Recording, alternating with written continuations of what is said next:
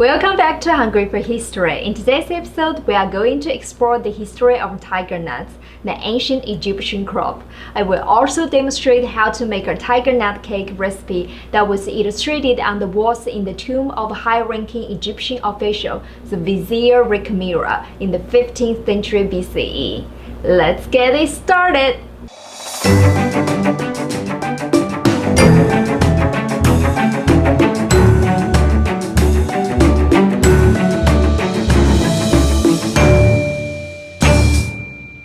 The longevity and prosperity of ancient civilizations relied heavily on agriculture and food trade.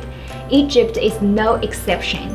The ancient residents of the Nile River relied on principal crops such as emmer wheat for bread and barley for beer. Apart from emmer and barley, tigernuts were one of the most ancient foodstuffs in Egypt. What are tigernuts? Tigernuts are not actually nuts. They are the tubers of Cyperus esculentus, also called yellow nutsedge. It looks like grass and is considered an aggressive weed by some landscapers, but in some countries it is cultivated for its edible tubers. The tubers are about the size of hazelnuts with a brown rigid skin. They are round in shape and rich in protein, starch, and natural sugars. They taste surprisingly crunchy after being rehydrated and are extremely fibrous. The earliest records of tigernuts date back to ancient Egypt, discovered with buried Egyptians from the 4th millennium BCE to the 5th century CE. Ancient Egyptians boiled tigernuts in beer made from barley to sweeten the drink. Together with honey, dates, and figs, tigernuts were considered as an important sweetener in ancient Egyptian confectionery. Ancient Egyptians often filled their tombs with food and drinks, since they believed it was necessary in order for the deceased to enjoy the earthly delights in the afterlife. Those physical resources were often accompanied with murals that depicted food offerings and feasts. In the tomb of Rekhmira, a high-ranking ancient Egyptian official buried in the 15th century BCE. A mural shows how servants prepare cake offerings from an ingredient that is believed to be tigernuts. Rekhmira served as vizier under the pharaoh Thutmose III and his son Amenhotep II. A vizier in ancient Egypt was the most powerful position after that of a king, equivalent to a modern-day prime minister. In the painting, Rekhmira sits on a stool and oversees the preparation of the cake offerings. There are short inscriptions in hieroglyphics scattering in the painting to give brief description of the process. A short text over the figure of Rekhmira says, quote, "The vizier Rekhmira receiving tigernuts and honey in the treasury of the temple and putting under seal all valuables as temple offerings to Amun, by virtue of his office as confidential controller," unquote. Amun is the ancient Egyptian god of the sun and air. During the 15th century BCE, he became the most important and widely worshipped Egyptian god. In the painting, we see tenant farmers presented bags of tigernuts to Rekhmira's servants. Archaeologists believe that the servants inspect and record the quality, size, and quantity of the tigernuts that they receive. After the record-keeping process, the ground tubers in large cylindrical mortars with giant club-sized pestles. The hieroglyphic inscription says, quote, "Pounding tigernuts in the treasure of Amun, lord of the thorns of Egypt, to make offerings at every festival which His Majesty had established," unquote. After the tigernuts were ground into flour, servants would sieve the flour a couple of times. As for the texture of the tigernut flour, scholars believe that the flour produced in the primitive way would be rather coarse and even after sieving.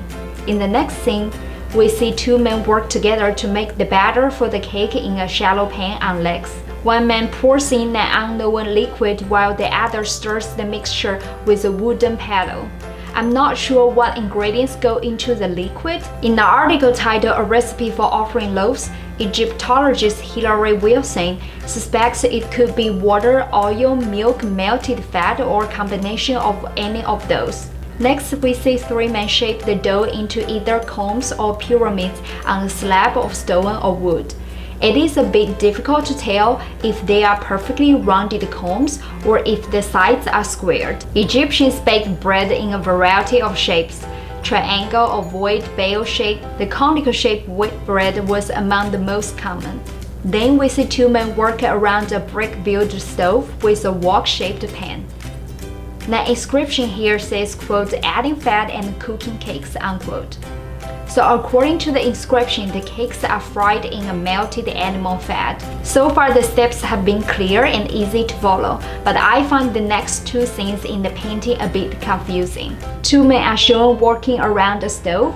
One holds a jar with both hands while the other stirs the content in the cooking pan. Wilson points out the pile in between them is dates. As for the four oval-shaped things, I guess they are honeycombs. Because at the left end of the painting, there is a scene showing two men try to harvest honeycombs by smoking out the bees. One holds a lamp bowl with a triple wick, while the other one extracts one comb from the hive. My understanding of this scene is that they are making a syrup with dates and honey extracted from the combs. In the next scene, the smooth outlines of the finished cake loaves somehow become crinkled. It seems like the cakes are pasted with a certain kind of material. I presume that the worker drizzles the syrup made with dates and honey on the cake loaves. The finished cakes are stacked in baskets and carried by workers as offering to the god Amun. This is my interpretation of the painting. If you think my interpretation isn't as accurate as it could be, or you think of anything that may help improve my understanding of the murals, please let me know. I would love to hear from you. Next, I'm going to show you how to make this ancient Egyptian dessert based on my interpretation. To make the tiger nut cake, you need 1 cup ground tiger nut flour, 2 tablespoons butter, 1/8 cup milk. As for the date and honey paste, you need 6 ounces of pitted measured dates, 1 tablespoon of honey, and 2 cups of hot water. Let's start with making the date and honey paste before we make the tiger nut cakes. First of all, soak the dates in 2 cups of hot water. Let the dates sit for 10 minutes to soften. Reserve about 3/4 of a cup of the soaked liquid. Place the dates and the reserved water into a high-speed blender and blend until smooth. Transfer the date paste into a saucepan. Bring the date paste to a simmer over low heat. Add in honey and mix it well with the date paste. Then turn off the heat. Pour the paste into a container and let it cool. Store the date paste in an airtight container in the fridge before use. Next, we are making the tiger nut cakes. You can buy tiger nut flour online, or if you are like me, curious about what whole tiger nuts taste like, you can get a bag of whole tiger nuts and make tiger nut flour at home. Those tiger nuts are dried, hard, and as big as hazelnuts. Step 1. Add 2 cups of tiger nuts to a food processor. Grind them by pulsing in bursts. Sift the tiger nuts through a strainer to remove any large bits of tiger nuts. Return the larger pieces to the food processor to grind up again. Repeat the process until you have enough finely ground tiger nut flour. Step 2. Add 2 tablespoons of melted butter to the flour, then slowly add the milk until you have a malleable dough. Step 3. Form the dough into 1-inch diameter balls with your hands. Shape the balls into cones. Step 4. In a preheated frying pan or skillet, add some butter and place the cones in the pan. Cook each side for about 2 to 3 minutes until you see the cakes turn golden brown. When you eat the cakes, cover the cones with the date honey paste we have made first. They smell really good. Do you want to try one without the paste first? I would love to. All right. First off, I really noticed the texture. It's got a crumbly texture to it, and that, I mean, it's holding together in the pyramid, obviously, but it really crumbles apart in mouth and is got a crunchiness that is reminiscent of like the fresh jicama root that I've had before, and I really like that. What do you think? It almost tastes like almond flour to me, but the difference is the tiger nut flour is much more fibrous than the almond flour. It is golden brown, as you can tell, and then they look pretty. They're like tiny golden brown pyramid. So I noticed that there's a natural sweetness here, And I remember trying the raw tiger nut, and that was fairly sweet. But did you add any extra sweetener to this? No, I did not. All the sweetness you taste, it's all from the tiger nut flour. That's pretty impressive. Yeah, and I think this is the good recipe. I would like to make it again. Do you want to try to put on the paste?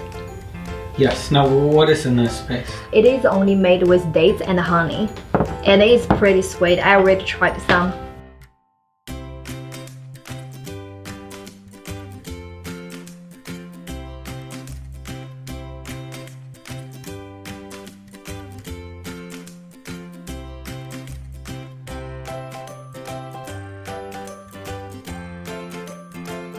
I think they complement each other very well. I could see how this could easily be a favorite dessert of really anyone, because you have the fruitiness, you have the fresh tiger nut sweetness and the honey sweetness. This is really good, and for me this is quite sweet. I find this quite sweet as well, but for some of you who has a sweet tooth, this may be the perfect dessert for you. The date and honey topping really will hit the spot for sweet tooth people. Yeah, this is all we have for you today. Thank you for watching this show. If you try and make those desserts, please don't forget to share what you think with us. Yeah, put your thoughts in the comment section below. Give us a thumbs up if you like it, a thumbs down if you don't. And go ahead and feel free to subscribe or share it with a friend. We'd really appreciate it, and it'll help us out here on YouTube. Thank you so much. I will see you next time. Bye bye. Bye.